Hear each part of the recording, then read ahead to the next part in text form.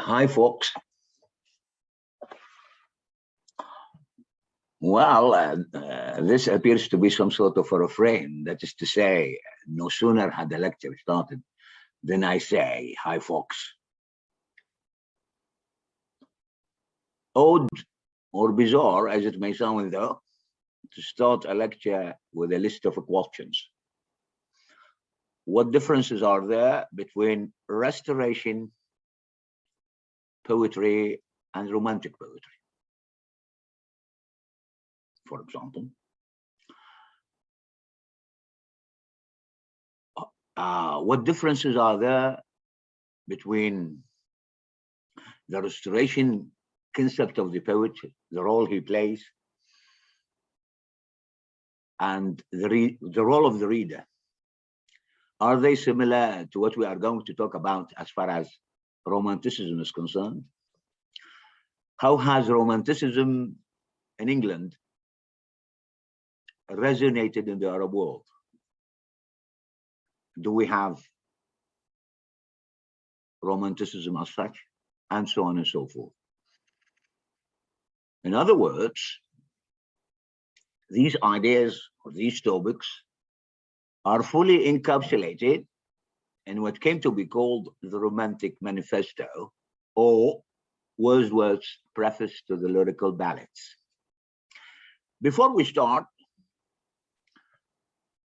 definitely there are certain significant signposts in the history of a country. هناك علامات شواخص تاريخية في تاريخ أي بلد. ولا أريد أن أضرب أو أسوق أمثلة على صعيد العراق، وإنما لنشير إلى ما يصطلح عليه في الدراسات الفكرية بالابستمولوجيكال بريك، القطيعة المعرفية, or in other words, the paradigm shift. You know, I hope that you know, that the outbreak of the French Revolution, which was in 1789,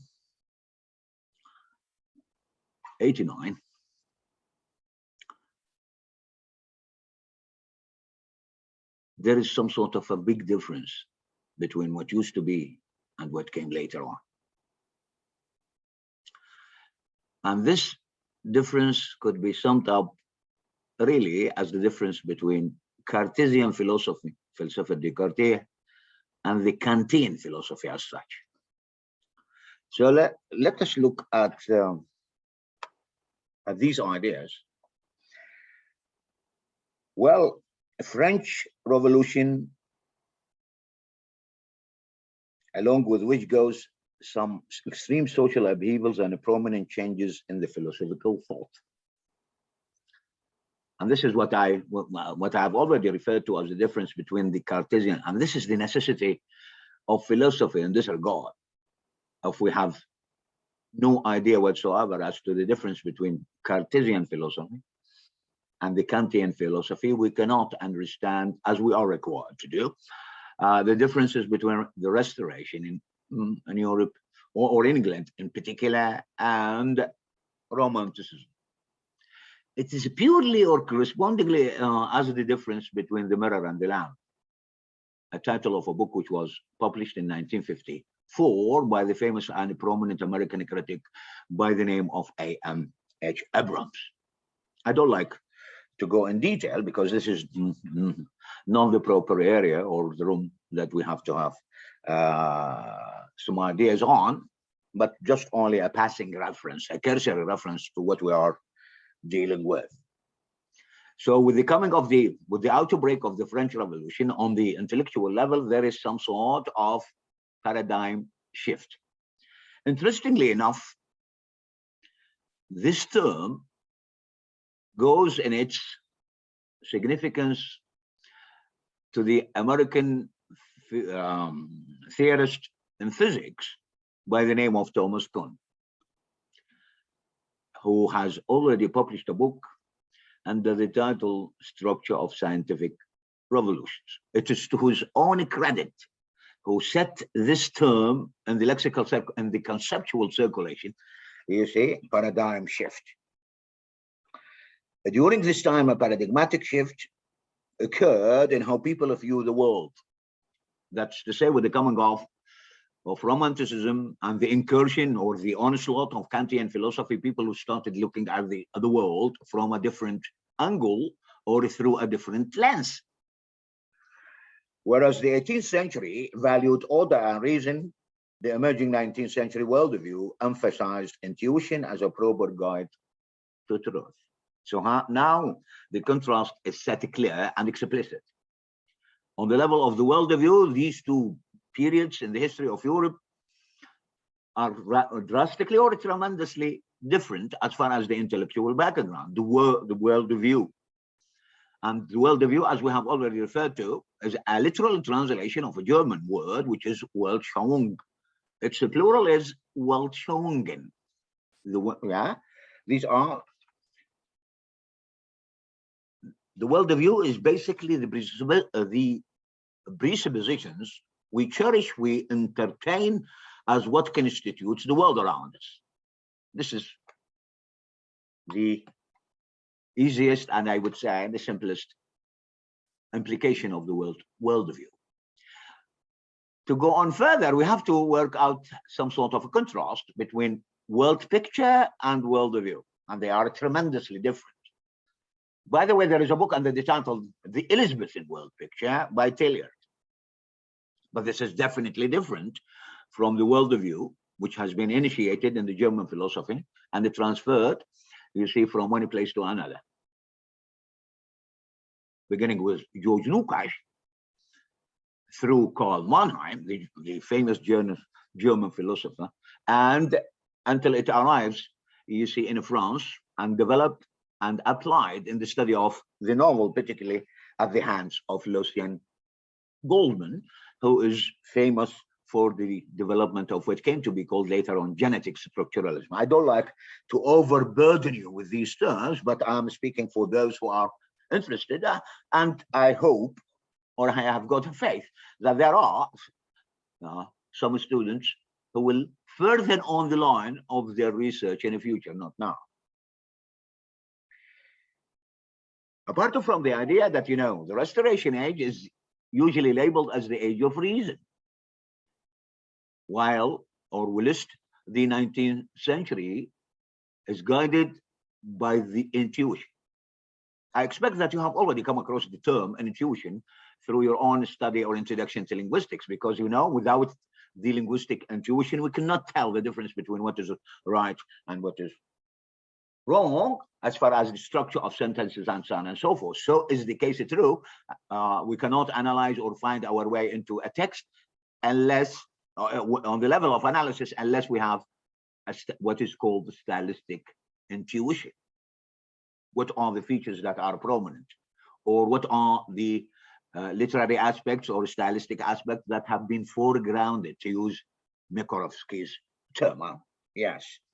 So let us elaborate as far as this difference between the worldview in the Restoration, or in the 18th century in general, and the 19th century. To put it in a nutshell, وعلى جملة من هذا في العربية الفصيحة القحة, the 18th century mind likened the world to a great machine.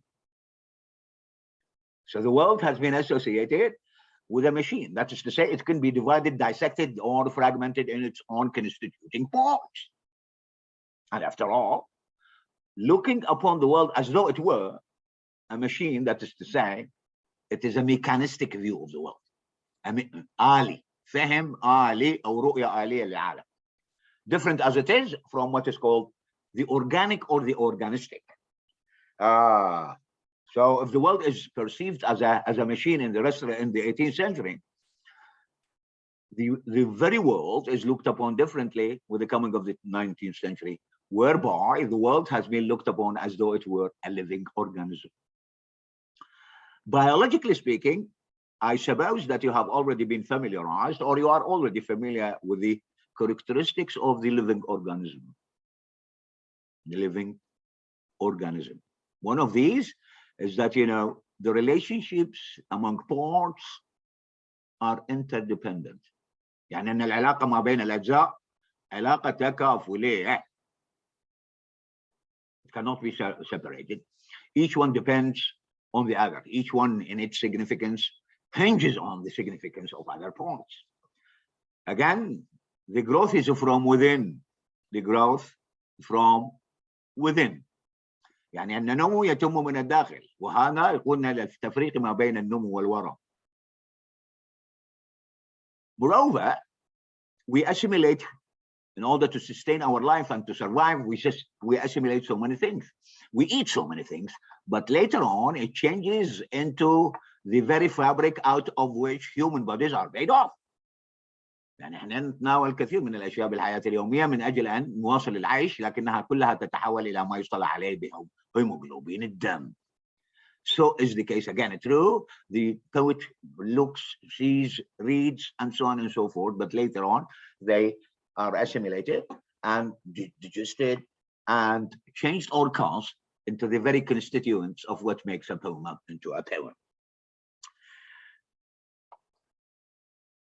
Moreover, again, you see it's always growing and becoming. Becoming, to become, this is a highly charged philosophical term, to become. Okay? Sometimes to become means to fit. To fit. You see? And there is a famous title of a play called, you see, morning doesn't become Alekitra. Al-Hadadu la yuliqu bi Alekitra. But this is a philosophical term which has been already discussed, analyzed, and considered very, very detailed, and in a very detailed in the Hegelian philosophy, and also it has found its way in one of the poems by the Irish poet W.B. Yeats. Okay. So now we have got the organicist on one part, on one hand, and the rationalist on the other. The rationalists are used to be available, you see, in the 18th century, whereby everything has been subjected to rationalization, including religion. And this is not the case with the coming of the Romanticism.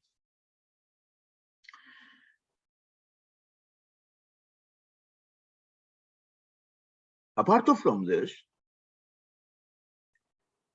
there is a difference between what is called a rural aspect and the urban aspect.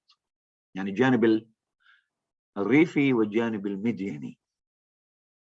And this has got its own impact on what type of literature we are going to deal with. You see? In other words, rural places take their precedence or prominence at the hands of the Romantics, whereby it turns up or it develops into a leitmotif, فكرة متكررة. This is a German word. A leitmotif into Romantic poetry and the concept of nature. I don't like to go in detail as far as this term is concerned, how nature has been manipulated in Romantic poetry, because I already expect that you have been introduced to the concept of nature when you studied your Romantic poems in your previous year. So I don't like to repeat what has already been said as far as this, but to touch on it as one of the focal or significant themes as far as, you know, lyrical poetry in the Romantic period. Associated with it or is the emphasis on the inner self, whereby a Romantic poet, to write a poem, has to dissect and يشرح, you see, his own self layer after a layer, looking upon it or looking at it from a single perspective, and thereby you see the favorite form in poetry is comparatively the lyric. Comparatively the lyric, because all the characteristics that are found or available in the lyric has helped the poet, you see, to analyze himself or herself and so on and so forth.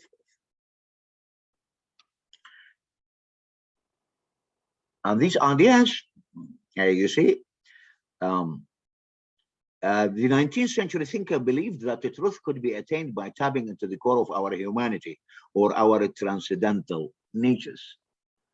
So the significant term is the truth.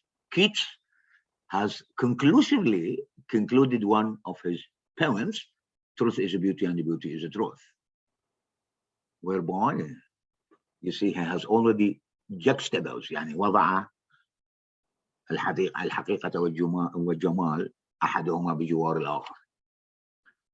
Beauty is a truth and truth is a beauty. This is an aesthetic principle, you see, that Keats has cherished. And to elaborate on it, what ramifications it may have, or it has carried, it takes us a lot of time, and this is not the proper time, nor is it the proper place for me to deal with these ideas. But these are some sort of introductory remarks, what we are coming to deal with today, or actually in this particular lecture. We are going to focus on William Wordsworth, keeping the questions that the lecture has started with in mind. So, to put it differently, I suppose again that this is not uncharted territory. And by this, I mean that you have already been introduced to some ideas, I hope, because normally you cannot understand romantic poetry unless you set it against its theoretical background. And the solid background against which romantic poetry is set is formulated, or you see, or encapsulated, as I said, into the preface to the lyrical ballads, which was labeled later on as the Romantic Manifesto. هذا يعطينا مؤشر انه البيانات ليست حكرا على الاحزاب السياسيه للاعلان عن طروحاتها النظريه او مواقفها، وانما قد يصطلحوا على اعلان ادبي باعلان الرومانسي وما الى ذلك. والامثله كثيره. الاعلان الرومانسي متمثلا بمقدمه وورdsworth لقصائد غنائيه. هناك ما يسمى بالاعلان للشعر المستقبلي لمارنيتي الايطالي. هناك اعلان لم يكتب له الاستمرار طويلا عن جماعه البري لايف فالييتس، اعلان عن الشعر الصوري الايمجز بويتري and so on and so forth.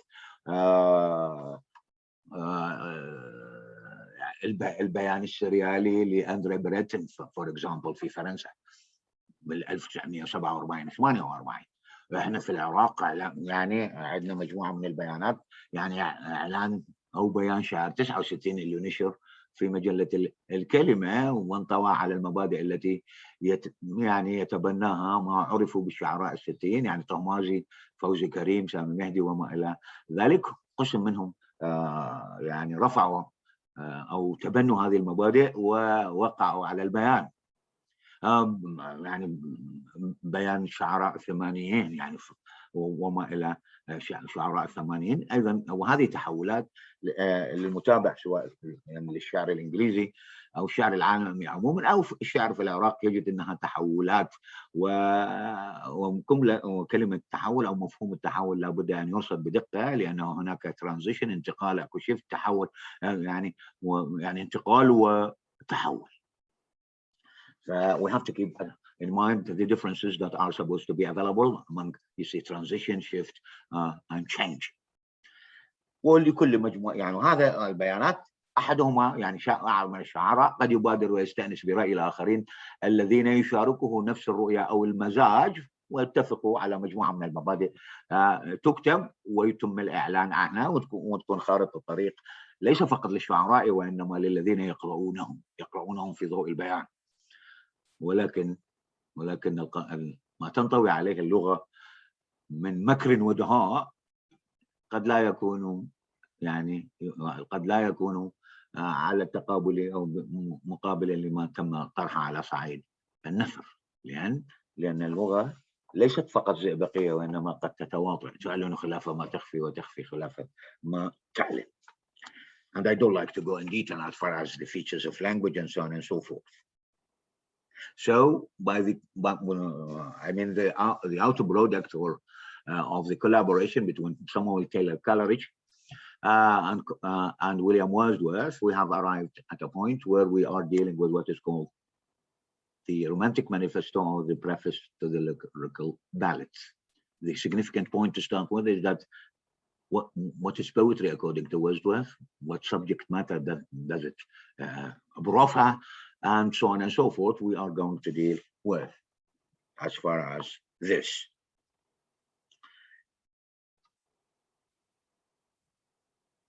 Okay. Samuel Taylor Coleridge in 1798.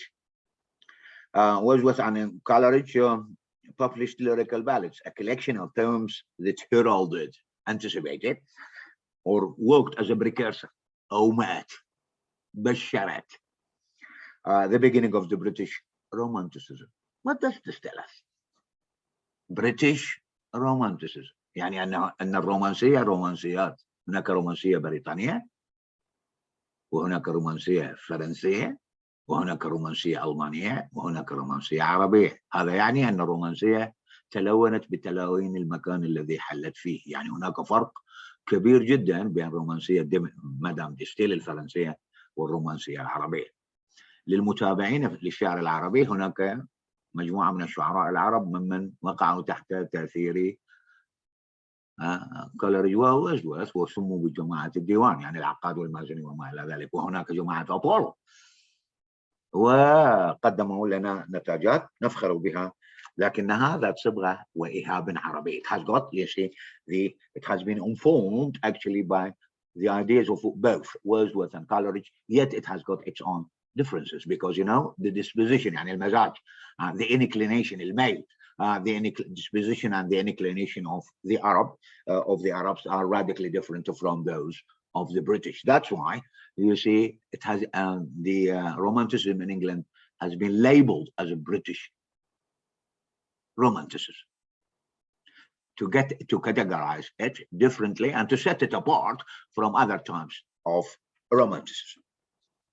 This is for your general. I don't يعني الذين يتابعون كتابات الرومانسية العربية يعني مازني والعقاد وما جبران خليل جبران قبل أن يعني بكتاباته الأجنحة متكسرة وما إلى ذلك. كتاب النبي اللي ترجم وترجم بديعة ترجمها الشاعر العراقي المرحوم سرغون بولس.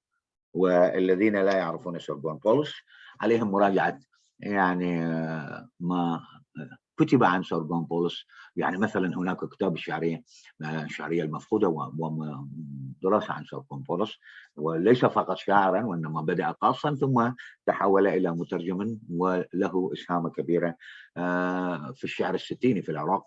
يعني أصبحت كثير من الأسماء الأمريكية من كارلسون يعني روزنبرغ مألوفة، ولا أريد الخوض في تفاصيل الشعر الستيني في العراق ابتداء يعني هذه المجموعة، يعني الحيدري أخو بلند الحيدري، سامي مهدي، فوزي كريم، جان دمو وما إلى ذلك، الذين اتخذوا من مقهى المعقدين في شارع السادون بين علامتين ترصيد مكانا يتبادلون فيه الأفكار.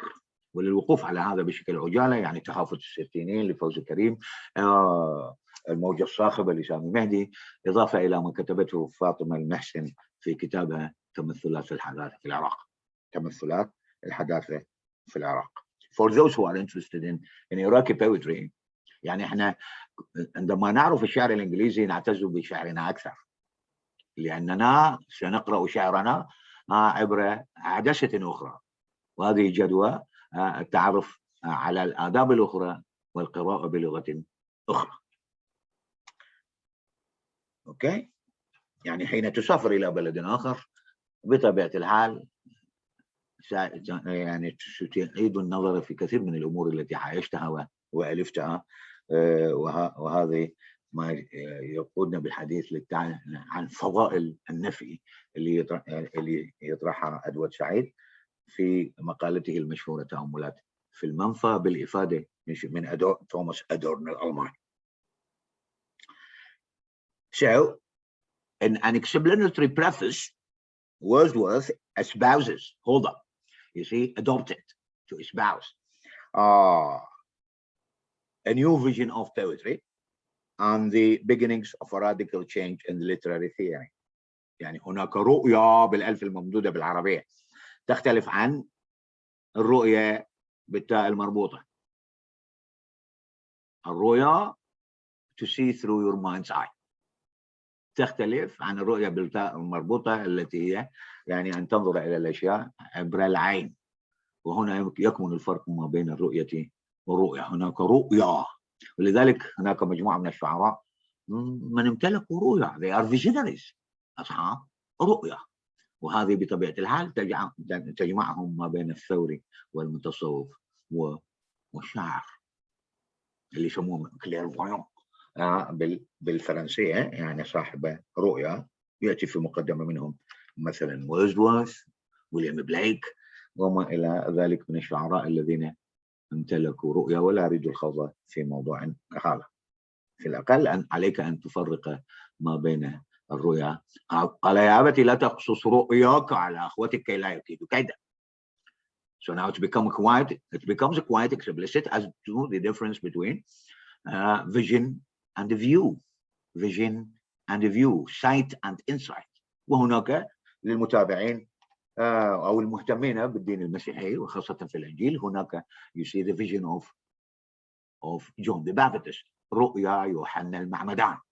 I don't like to go on as far as the Bible is concerned، لأن البديهيات إذا ما أردت أن تتخصص في الأدب الإنجليزي بشكل جيد عليك أن تقرأ الإنجيل. هذا لا من باب يعني الدعوة، وإنما يعني إخواننا المسيحيين يعيشون بيننا وبين ظهرانينا ولديهم كتاب مقدس، ناهيك عن أن الأدب الإنجليزي لا يمكن له أن يعتد به دون الإفادة والامتياح من الرموز والأفكار والقصص وما إلى ذلك التي يعني سجلت في مغان الإنجيل.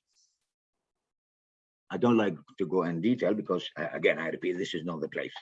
So, with the coming of Wordsworth's lyrical preface to the lyrical ballads, we are going to deal with a new vision of poetry, and and the beginnings of a radical change. يعني هناك بدايات. ما الفرق ما بين البداية والأصل؟ ومتى نحن تبدأ البداية؟ وما هو وسط البداية وما هو نهاية البداية؟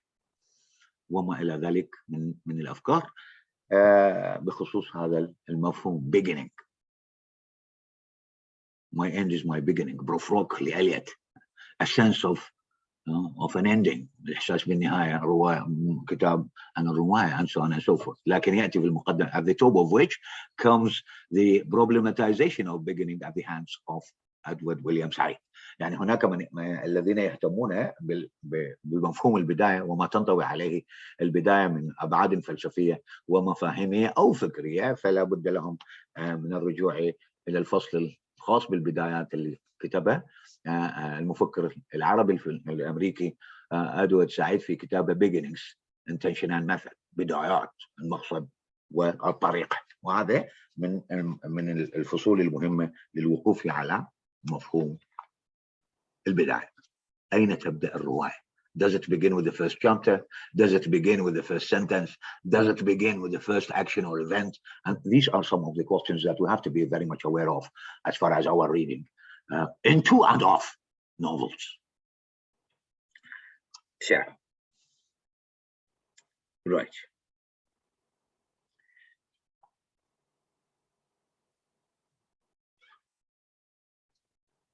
How has he defined poetry? We are going, I can tell you, you see, the definition of poetry, which is set by Wordsworth, differs from all the poetry that you have dealt with in your previous years. It's the spontaneous overflow of powerful feelings. It takes its origins in emotions recollected in a tranquility.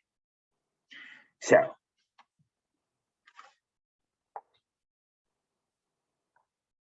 what we have to emphasize on is that there is a change in emphasis, a change in emphasis.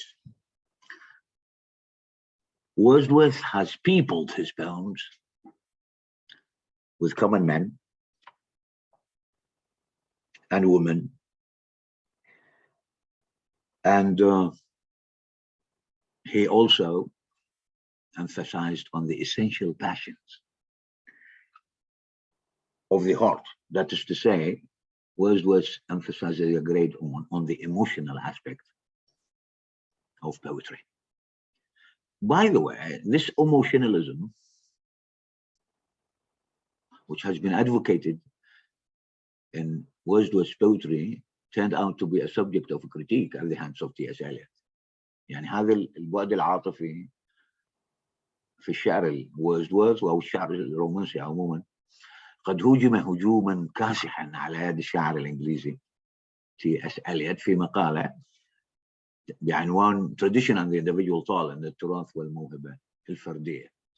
إذا ما قيض لنا وقتا سأتحدث عن هذا بالتفصيل، وكيف أثرت في الشعر وكيف تصاعدت ليس فقط في الشعراء الإنجليز وإنما الشعراء الأمريكيين،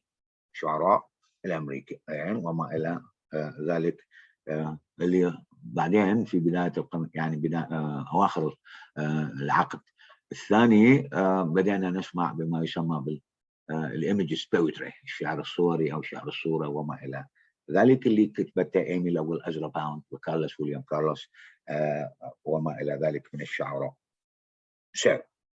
So to repeat again is that, you know, Wordsworth has emphasized on common men and people. لم يتحدث لا عن الملوك ولا عن الأبطال، وإنما أصبح موضوعه واستأثروا باهتمامه الناس البسطاء. الناس البسطاء الذين يعانقون الطبيعة في حياته اليومية، الذين هم قريبين من الطبيعة وما إلى ذلك، المتواضعون. Humble and rustic life. Humble and rustic life, where he believes that the real and essential passions are there. يعني أن عواطفهم لم تكن مفتعلة وإنما حقيقية صميمية وما إلى ذلك. This tells us that Wordsworth has not only suggested a change in the subject matter of poetry, but poetry could not be properly personified or embodied unless through language. يا ترى ما طبيعة اللغة المستخدمة في الشعر الرومانسي؟ Wordsworth has already answered the question when he says that, you know, the proper language of poetry is really that the poems he wrote together with Wordsworth are written in a selection of language really used by man. يعني اللغة المتداولة بين الناس هي ليست اللغة التي نعثر عليها في الشعر عودات الملك، اللغة المسننة الخشنة التي يمتلكها ما اصطلح عليه بالبويتيك ديكشن. يعني هناك فرق تحسه بشكل واضح بين يعني تبي بين قصيدة يكتبها بوب وقصيدة يكتبها وورdsworth.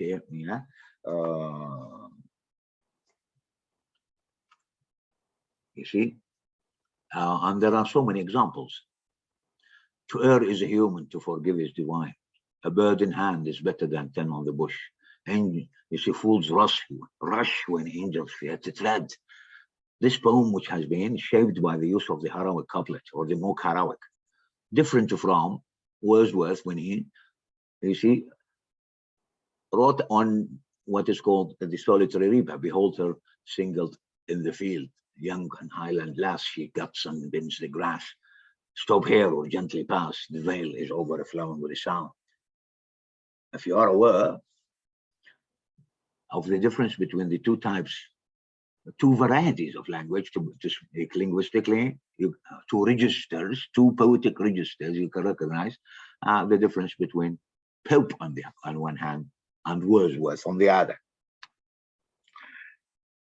So, the shift that has been initiated by William Wordsworth does not, you see, embrace the change, a change in the, as far as those who have chosen, or who have chosen, or who have selected to people his poems, you see, but also the subject matter, along with which goes the proper language he uses in the poetry. And Wordsworth's rustics such as Michael and Luke. These are titles of poems. You see, in his poetic narrative, speak in the simple everyday diction of their trade. That is to say, the characters in Wordsworth's poems adopt a language which is very much close, you see, to the language that is used by men in day-to-day activities or in day-to-day communication. So there is some sort of a drastic or a radical shift and change as far as I don't have, you see, we can trace the evolutionary process and the changes as far as the language used in poetry beginning with the Renaissance 16th century after the modern times. ما هي التغيرات التي طرأت على اللغة المستخدمة في القصائد وفي الشعر الإنجليزي ابتداء من عصر النهضة وصولا إلى العصر الحديث؟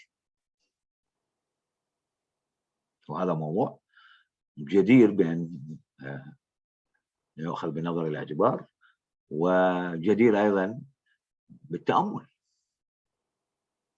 لأنه أن تحول القصيدة إلى نثر فأنت عملت يعني you have violated its very nature. أنت قمت بعملية افتئات على طبيعتها أنها مصنوعة هكذا ومشكلة حروفيا على الصفحة بهذه الطريقة. أن تحولها إلى نثر يعني أن ستقترف ما يصطلح عليه كلينث بروكس the heresy of the paraphrase. هرطقة البارافريز. And this is another topic that is outside the scope of what we are speaking about. Now, when time comes, you see, I may go or refer to كلينث بروكس. هذا أستاذ البلاغة في جامعة ييل، واحد من أقطاب ما يصطلح عليه بمدرسة النقد الجديد الأمريكي، الذي تصادت أفكارها في ثمانينات القرن في العراق، رغم أنها بدأت وترعرعت ونشأت في أواسط عشرينات القرن الماضي في أمريكا. So this is as far as some of the basic ideas that have been advocated by William Burroughs. This presupposes that the changes that are available or that has been launched or worked out or made, as far as the people, as far as the those characters who who are available in Wordsworth's poetry, the type of language, this definitely necessitates a new definition of poetry. هناك من البديهيات التي تفضي إلى أنه كل شاعر يعتد به له فهمه الخاص للشعر. بطبيعة الحال هناك تعاريف للشعر متعددة بتعدد الشعراء، ولا أريد الخوض في هذا الموضوع. That is to say, in other words, Wordsworth, in order to publicize his own ideas as far as what type of poetry he'd like to write, he has redefined poetry. أعاد تعريف الشعر. I have already cited the definition, but let us repeat it. عندما تقتبس تعريفا لشاعر ما، عليك أن تلتزم روحا ونصا بكلماته التي أوردها في التعريف. أي خطأ يعني أنك قولته ما لم يقله. You made him say what he has not said. والتقويل لازم يعني يلزم عليك أن تحاسب نفسك قبل أن يحاسبك الآخرين. Okay? So this is what I'm emphasizing on. If you quote a definition of a poet set by a poet like Wordsworth, you have to stick to it literally, as far as the words that are set into the definition. It says, for all good poetry is the spontaneous overflow of powerful feelings. هذا الدفق التلقائي العواطف. Unlike Sidney, Dante, and Pope, who decreed that poetry should be restrained, controlled, and reasoned. And with this definition, with the help of this definition, definitely Wordsworth has already set himself apart from some of the poets you have already known or been introduced to, such as Dante, Alexander Pope, Philip Sidney, and so on and so forth. Okay? Because their poetry was exclusively or drawing upon reason. There is a tendency in the Restoration you might have come across rationalization of everything except reason. The world has been looked upon as a machine. This mechanistic understanding of how the worlds look like. Hence, there is a difference in what came to be called the worldview. So, on the basis of Wordsworth's definition, we can recognize that he has highlighted poetry's emotional equality. As long as he has redefined poetry, definitely there are certain, you see, consequences. هناك عواقب على هذا إعادة تعريف الشعر. First, what you see, we have recognized what type of language is going to be used in the poems and what role the poet will play. هل أن دور الشاعر الذي يلعبه في الشعر الرومانسي هو نفس الدور الذي يلعبه شاعر مثل بوب وما إلى ذلك من الشعراء؟ ما هي المسؤولية الأخلاقية أو المسؤولية الأدبية والنقدية لهذا الشاعر؟ كيف يخاطب؟ ما هي علاقته بجمهوره؟ هل إن علاقة الشاعر بجمهوره في عصر عودة الملكية هي نفس العلاقة مع الشاعر، علاقة الشاعر بجمهوره في العصر الرومانسي أو العصر الحديث أو العصر الفيكتوري وما إلى ذلك؟ This parameter, يعني هذا المقياس بين علاقة الشاعر وجمهوره will tell you a lot. Will tell you a lot, not only about the poet, but also about the nature of poetry written. يعني أن دراسة علاقة الشاعر بجمهوره ستفضي بك لمعرفة أن هذا الشاعر يختلف عن شاعر آخر، وبتعاقب العصور هذا الدور طرأ عليه تغيير. علينا أن نعي هذه القضية وبشكل نقدي وبشكل يفضي إلى الوقوف على مجموعة من الفروقات والتمايزات ما بين شعر مرحلة ما وشعر مرحلة أخرى. يعني the poet and his audience يعني شاعر وجمهوره، شاعر وجمهوره أو جمهور القراء وما إلى ذلك. طبعا هذا قد يقود بالتالي إلى الاهتمام بالقارئ وما إلى ذلك. هل هذا القارئ حقيقي؟ هل القارئ مفترض؟ وما إلى ذلك عبر ثنائية الحضور والغياب. يعني النص حاضر المؤلف غائب، القارئ حاضر والمؤلف ميت ربما، and so on and so forth. These dichotomies يعني هذه الثنائيات will definitely tell us a lot of about the nature of poetry. Let us listen, or actually let us have some ideas as far as Wordsworth's view of how the poet looks like. The poet is no longer the preserver of civilized values of proper taste. يعني هو ليس مستودعا للقيم المديانية وما إلى ذلك. هذا ما يذهب إليه وورdsworth. طبعا بطبيعة الحال دور الشاعر في العصر الحديث يختلف. يعني انعزل انكفأ ربما يعاني من أنا جريحة، يعني he is suffering from you see a wounded ego they say. ولا أريد يعني الخوض في تفاصيل هذا، لكن علينا أن نركز على ما جاء به إلينا ويليام وورdsworth بخصوص دور الشاعر. The poet is no longer the preserver of civilized values. لأن الحافظ أو المستودع للقيم المدنية ربما يكون علم الاجتماع مثلا أو الأخلاقيات أو الفلسفة وما إلى ذلك. هذا ليس من ديدن الشاعر وفق الفهم الوردوردي لما ينطوي عليه الدور للشاعر. or the proper taste. واحدة من المفاهيم المعقدة هو الذوق. من هي العوامل التي تسهم في تشكيل الذوق وما إلى ذلك من الأمور. وهناك كتاب مهم جدا أشير إليه تحت عنوان The Sociology of Literary Taste في سوسيولوجيا الذوق الأدبي لشوكلين، لكاتب مشهور شوكلين. I don't like to speak about the taste. من يشكل، ما هي العوامل التي تسهم في تشكيل الذوق، هل يمكن تعميمها وما إلى ذلك. ما دور الشاعر في صياغة الذوق الذي في ضوئه يقرأ شعره. This is a question. Yes, what is the role of the poet, you see, in shaping the taste with the help of which readers read into or read his poetry.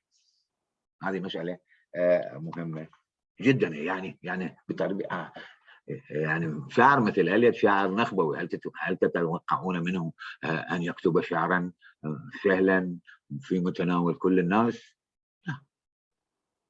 يعني he's an elitist poet لأنه يؤمن أن كتابة الشعر هي أشبه بشن غارة على الذي لا يمكن التفوه أو التلفظ به. You see, to write poetry is some sort of, you see, waging a raid on the inarticulate.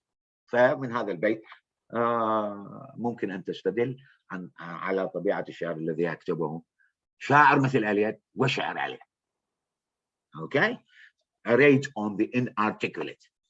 وهذا ورد في أحد قصائده. I don't like to go in detail as far as Eliot, because this is not the proper time for me, at least. But I refer, or I draw to your attention to certain terms that are of significance.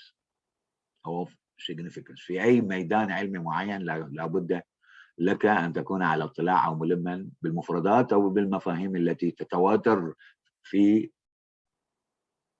مجالات هذا العلم، ناهيك عن مسألة مهمة لا يمكن لك أن تستوعب مفكرا فيلسوفا ما لم تلم بالجهاز المفاهيمي لذلك المفكر، كان لغويا أو عالم اجتماع أو اقتصاد وما إلى ذلك. This is one of the axioms، يعني واحدة من البديهيات. You have to be very familiar or fully aware of the terminological apparatus، يعني الجهاز المفاهيمي terminological apparatus of an individual, be he a thinker, a philosopher, a sociologist, an economist, a linguist, and so on and so forth. Right. He is a man speaking to men. He doesn't say he is a man imitating other men. إنه لم يكن يعني أن الشاعر لم يكن شخصا يحاكي آخرين وإنما يتكلم إلى آخر. And the faculty of speech is innate in the human individual. يعني هذه قابلية أو قدرة كامنة في البشر. This is an organic, you see, an organic aspect of how Wordsworth has looked upon poetry. Right. A man endowed with a more lively sensibility. I'd like you to be aware as to the difference between sensibility and sentimentalism. To be sensible and to be sentimental. If you have no idea, try to look it up in your dictionaries. يعني جين أوستن كتبت رواية تحت عنوان sense and sensibility، ما سمتها يعني ما سمتها sense and sentimentality. والناس يتحدثون عن الحساسية الجديدة new sensibility. ما هي المسوغات والمبررات التي تدعو إلى ظهور ما يسمى بحساسية جديدة؟ من الذي كتب في هذا؟ سواء على صعيد الإبداع يعني الرواية أو على صعيد النقد. هذا موضوع بحاجة إلى متابعة من الذين يهتمون. يعني for those who are keenly interested can follow it up as to the difference between to be sentimental and to be sensible. Okay. So, lively sensibility, more enthusiasm and tenderness. Significantly, you see, mind the use of the comparative degree of the adjective. More enthusiasm, more sensibility. يعني أن الشاعر وفق الفهم الوردوردي يختلف عن الآخرين not in kind but in degree. لا في الدرجة وإنما في النوع.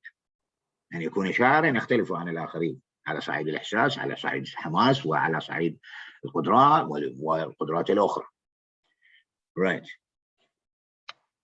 ولذلك هناك يعني مجموعة من الصفات التي خلعها الشعراء الرومانسيين على الشاعر. He looks like an angel. Wordsworth يقول يعني أنه يشبه الملاك.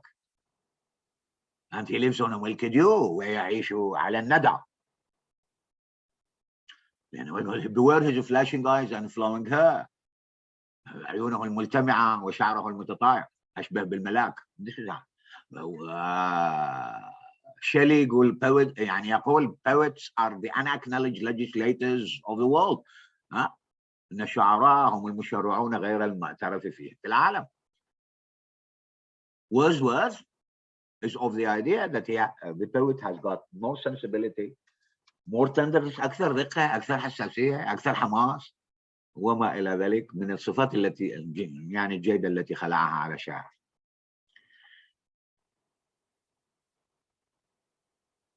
Okay, he has a greater knowledge. Mind the use of the comparative degree of the adjective. Degree of the adjective. وهذه قضية نحوية يعني معروفة لكل الذين درسوا الصفات في النحو الإنجليزي. Degrees of comparison, right? A greater knowledge of human nature and more comprehensive soul than are supposed to be common among mankind. So, with these epithets, هذه الصفات, Wordsworth has set the poets as a different category from other people or other parts of mankind, simply because they are of more tenderness, more comprehensive soul, and so on and so forth.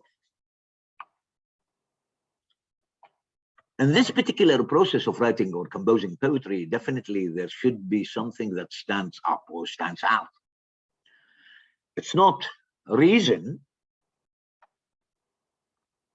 which is usually associated with the Restoration poets, rather it is imagination. إنه الخيال, with imagination and feelings and intuition. يعني مع الخيال والمشاعر والحدث هذه العوامل تدخل في تضاعيف الإنشاء الشعري. Feelings, imagination.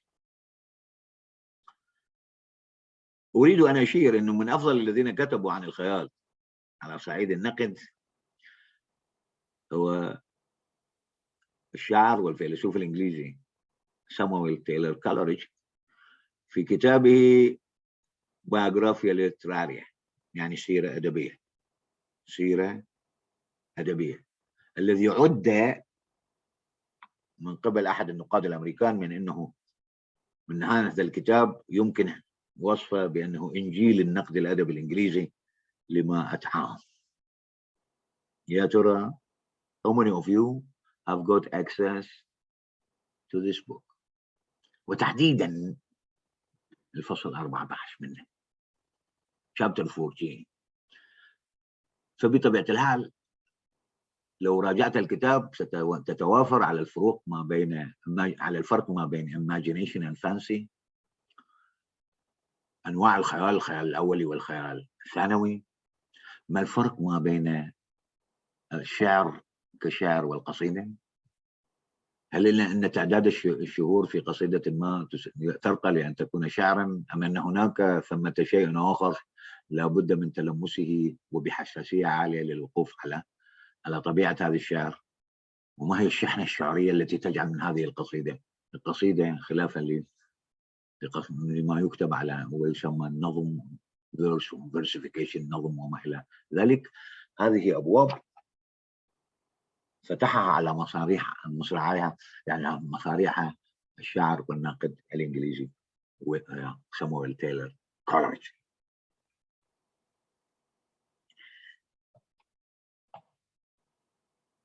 Right. ما الفرق بين الخيال الفني والخيال المريض؟ كيف يمكن لنا أن نوظف خيالنا؟ ما الفرق ما بين الخيال والتخيل؟ وبالعامية يعني هناك مفردة يخايل، لا تلبسي هذه الملابس لأنه يخايل يعني transparent to see through and so on and so forth، وكلها من جذر خيال تخيل وما إلى ذلك. Ultimately, we have to have some ideas as far as the role of the reader. Where does the reader fit into this?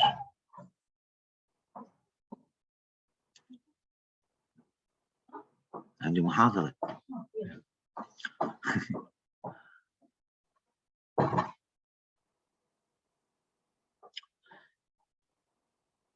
So, the answer to this question can be found in Wordsworth's writing himself. He said that through poetry, the poet and the reader share such emotions. So he tries, and writing poetry, he tries to involve the reader into his own poems. So much so, the case that there is a possibility that this particular reader may identify with what goes on into the poem. They share their emotions. It doesn't say share ideas. Why? Because poetry, according to him, is not, the poet is not a custodian of civilized values and so on and so forth. His job is to provoke, to incite emotions and feelings. This is the yardstick or the parameter with the help of which he can measure up, or measure the validity, viability, and success of a romantic poem. This subjective experience of sharing emotions leads much way away from the preceding centuries. Those people whom we have already talked about definitely stand for what came to be called the mimetic theory of literature in general, and mimetic on poetry in particular. So Wordsworth does not stand for this. He you see, moved toward a new development in literary theory, what is called the expressive school، ما يسمى بالمدرسة التعبيرية في النقد. المدرسة التعبيرية في النقد يعني أن الشاعر هو الذي يعبر عن عواطفه عبر تقشير ذاته طبقة وراء طبقة. يعني he expresses his own emotions and feelings by dissecting himself layer after a layer, and the proper form that fits this or goes in line with this is the lyric. يعني أن الشكل الشعري الذي يتماشى ينسجم مع هذا هو القصيدة الوجدانية أو ما صلح عليه بالقصيدة الغنائية. والمدرسة التعبيرية تؤكد على الجانب الذاتي أو الفردانية للفرد، يعني the individuality of the individual. بطبيعة الحال الاستزادة as far as the expressive theory ممكن الرجوع إلى المثلث الذي رسمه الناقد M. أبرامز في كتابه اللي سبق ونشرت إلى عام 53 The Mirror and the Lamp. بمساعدة المثلث اللي رسمه نستطيع أن ندرس تطور النقد الأدبي أو النظريات التي طرحت على امتداد التاريخ. فحين يتم التركيز على الشاعر نحن في فلك ما يسمى بالمدرسة التعبيرية، يعني expressive theory في الشعر والنقد, which emphasize the individuality of the artist and the reader's privilege to share in this individuality. يعني هناك ميزة عبر هذا الشعر يحظى بها القارئ من أنه يتاح المجال له لمشاركة هذه الفردانية التي يتفرد بها الشاعر بمن طوى عليه من مجموعة من الصفات, because he has got some inbuilt features that are available in the very psyche of the poet, with the help of which he can address his own addressee, the poet. Giving him the chance or the venue to share these emotions and his own individuality. By expressing such individuality and valuing the emotions and imagination, as Wordsworth lays the foundation for romanticism, or for British romanticism, or English romanticism. That is to say, the virtue or the credit goes to, Wordsworth, by laying the وضع الأسس of English romanticism, للرومانسية الإنجليزية, and it broadens the scope of literary criticism and theory in both 19th and 20th century. يعني عمل على توسيع نطاق أو مجال ليس فقط النقد الأدبي وإنما نظرية الأدب في القرن التاسع عشر والقرن العشرين. That's enough for today.